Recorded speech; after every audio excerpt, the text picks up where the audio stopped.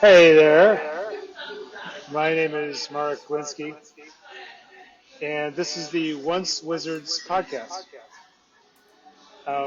Why am I here? Because at one time I was general manager of WZRD, a radio station in Chicago, which broadcasted at a mighty 100 watts and had a devoted fan base and weird odors in the studio. And I believe our purpose here is to talk. I'm here with my old colleague and friend, Mike Ratner, a.k.a. the Grey Wolf. And Mike Rich. And Mike Rich. And, among and other God, monikers. And God knows what else is registered with the FBI. That's right. Yeah. And we're going to talk about what it was like to run a college radio station in the late 70s, early 80s. And we're going to be rocking in our rocking chairs and reminiscing. That's right. So I guess we decided we're going to banter back and forth. And Mark, great to see you. Actually, isn't this the first time we've seen each other in 40-some years? This is the first time that we've seen or heard each other. Oh, that's amazing. Yeah, and you sound good. You're looking good. You too. So were you on the Wizard in the late 70s? Or I joined in 1981. Yeah. Yeah, I think at the same time I did. There was this early generation of Wizards who at the time had much longer hair. The Rick Martins and the Rick Sennys. We had a nickname for them too. Yeah. What do we call them? The Dinos. The Dinos. Right. The Dinosaurs. Yeah. Dinosaurs. Yeah. Dinosaur Junior, Dinosaur Rex would fit right in. They, so I came in about 1980 or 81. I have to ask Billy because I came in doing a show following Terry's show, which we'll have to catch up with everybody. But you said 100 watts. We got to reframe it. It was 10 watts when we started. It was 10 watts, and then we got 100 watts. Yeah, we were there when that happened. That was a big thing. So you can imagine 10 watts, but if you're in Chicago in a big city, you could hear it like within an 8-block radius pretty clear, I would think. And, in a city, that's a pretty dense demographic area. So. Right. Yeah. So the Wizard started 50 years ago, and that's why we decided to reminisce and start the Once Wizards podcast. And Mark and I, we were involved in the 80s. So we're at the 40-year mark, that the 80s decade. And I guess we'll incorporate that as part of our backdrop, our period of time. Indeed, yeah. So you mentioned the dinosaurs. I guess that would make me sort of a woolly mammoth because, I sort of hung with the dinosaurs and, played 20-minute prog albums on the air. Especially when I needed to use the restroom, I put on Close to the Edge by Yes or Supper's Ready by Genesis. And then when I started to become enamored of punk and new wave, I started playing more like that. And then folks like you came along. And more of the kind of punk new wave crowd. And so I was always sort of in the middle of that. Well, I remember from my demo, remember we had to make demos for this, that at first it wasn't good enough. My background, even though I was enamored by the music already, I was trying to cater to their tastes, and I went a little bit too overboard.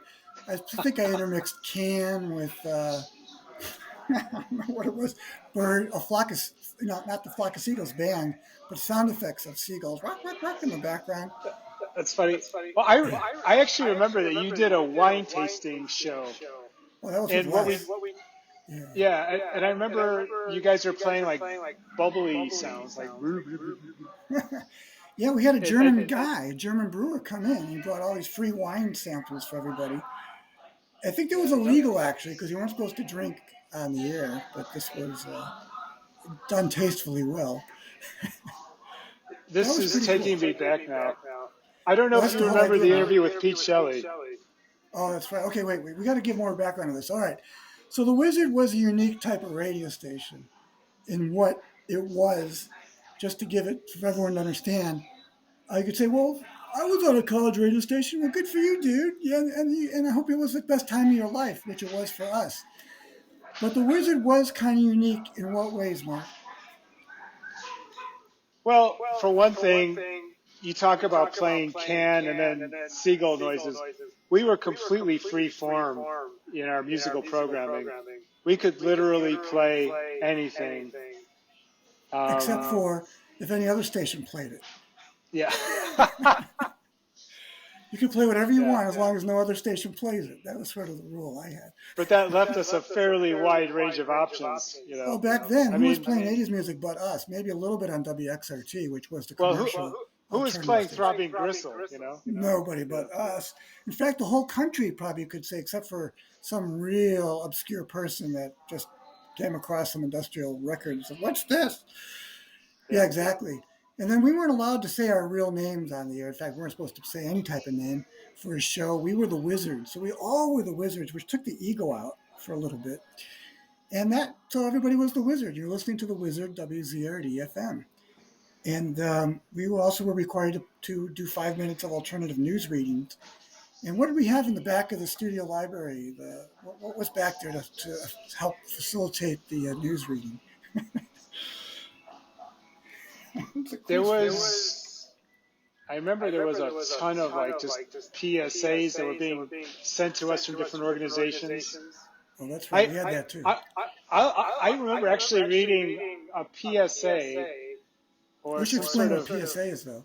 Public service announcement. Yeah, they were required back then. This was during the Reagan era, but this is before they deregulated. So we had to do 2 of those every hour. And they were public service announcements, which basically was a community, news or item announcement of something that was good, that was informative. With the 5 minutes of news, we had in the back of the library about 60 alternative magazines that we would subscribe to, from Reason to Mother Jones. Spy versus Spy. Mother Jones. Yeah. And not that everyone would read them or use them, but that was a great resource that we had. Really, I mean, nowadays you go online and you could read what might be fake news. And that could have been some of that in there, but at least it was really pretty cool stuff that we were reading on the air. Well, and it sort of goes back to what we were saying about the music. We were playing music that no one ever played, and we were reading stuff on the air that nobody was reading as well. Yeah. And that could be, for some people not used to hearing whatever it was that we were talking about news-wise or music we were playing, but that made us stand out. Well, otherwise you've got, I don't know how many radio stations Chicago has, over 60, I think. It's like, well, why would you listen to us, That was the reason. Yeah, there were people who just wanted to hear something different. And, so what attracted you? How did you find the Wizard, and what got you interested? Oh, good question. I think as I was just growing into early adulthood, I just wanted to be close to music. I wanted to be close to musicians, and I was just intoxicated by the idea of being on the air and playing music. Many were intoxicated too. Yeah. Oh, I've got stories about that too. And that would be part 2. Stay tuned. And honestly, for me, it was that simple. I went to Northeastern University, which was a dubious choice. But later I went on to Columbia College, which was more in line with what I wanted to do as a journalist. What year did you leave the Wizard? I want to say it was 1983. Yeah, you didn't. Did you actually complete your term as the general manager, the whole 1 year? I want to say yes. You did? Okay. Do you remember who followed you? 'Cause I don't. Nope. Okay. I left that summer. Were you there when I left to go to Washington, D.C. to do the internship I had to complete? My memory fails me, Mike. Yeah. I remember either when I came back or before you had left, you were like gone. You were just like gone. It's like, well, Mark's gone. What happened to him? Did he get drafted? Or I registered. You did? Okay. We all had to in the party years. Yeah, we got to give it. We should do a whole history type podcast. It's another good domain I own is decadeshistory.com. We could probably inform a lot. I got it for the kids. By the way, They might Mark and I are provide both, useful context. yeah, Mark and I are both older dads when we have younger kids. I'm standing on one foot, excuse me. I like being intoxicated. Hey, I want to give my story real quick. So I'd always been fascinated with radio going back to high school. There was this one dude in high school in the library. He would brag about telling jokes on WE-FM. I think his nickname was the Grasshopper. And they actually would let this kid call in and tell some jokes. And I didn't believe him. So I came home and I went on and I heard him. That was like it for me. Like, you could talk on the radio. And so that was the beginning part about it. And then I did this internship right out of high school for the Loop, which a lot of people I never told for the obvious reason that it wasn't compatible to say that.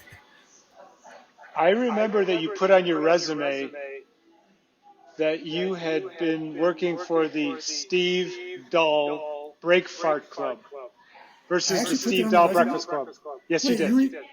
so wow, that is true. I was the guy who put the cables up at 3 a.m. I was sleeping at the radio station unbeknownst. I mean, the DJs knew that, but the management didn't because I couldn't drive at that age, and I couldn't take. You can't get a bus at 3 a.m. to get downtown. But Mike, what you say about the excitement of being able to like talk on the radio and say things. Yeah.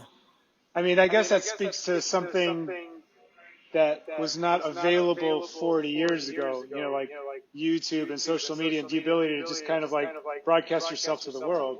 Right. We had this very limited forum. And, the world of Chicago radio was actually fairly sort of exclusive. It was an exclusive club. And so, like, WZRD was this place where us misfit toys could, like, go and do our thing.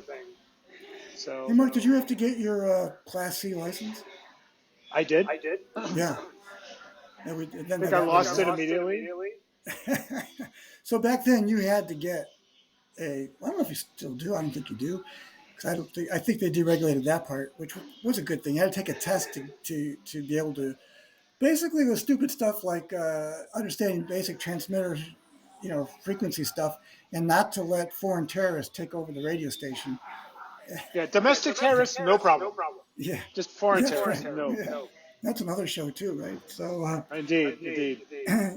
yeah. So actually, my first college radio station experience was Wright College. They had a lunchroom set up, and because of my connection with Steve Dahl, I had permission to play, his alteration of My Sharona.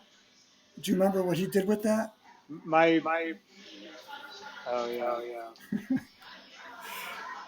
Was it My Bologna? It was something like that. Well, you're close, yeah. So it was the who took over. This is historical too, because what happened in Iran, the Shah got kicked out, and Right. Oh, Ayatollah. That was the song. Yeah, that's right. Done. So this is Ayatollah. So this is a true story. Now there were a lot of Iranian students that were overseas, and part of them were pro-Shah because they got the scholarship to come here, and others were like the Revolutionary Rebels. So I played that song in the cafeteria, and guess what happened? Tell me. They rioted with each other, and I did not know what was going on, being in the little closet that I was, until the teacher started pounding on the door. Stop playing that! Stop playing that! And I was like, oh my God. Yeah. So I ended up being the program director of that 2-year college station, and then some got word of it, and then DePaul wanted to start a station, and they wanted me to do that. All that happened en route to the Wizard before I got there. Is that weird? So you already had a pretty impressive college radio resume. Not that I knew what I was doing. I was playing, stupid records that caused riots in the cafeteria. Yeah. Actually, to make up for that, this is a funny story. I was required, our little station was required to play neutral music that the teachers would approve for the next 2 months or whatever.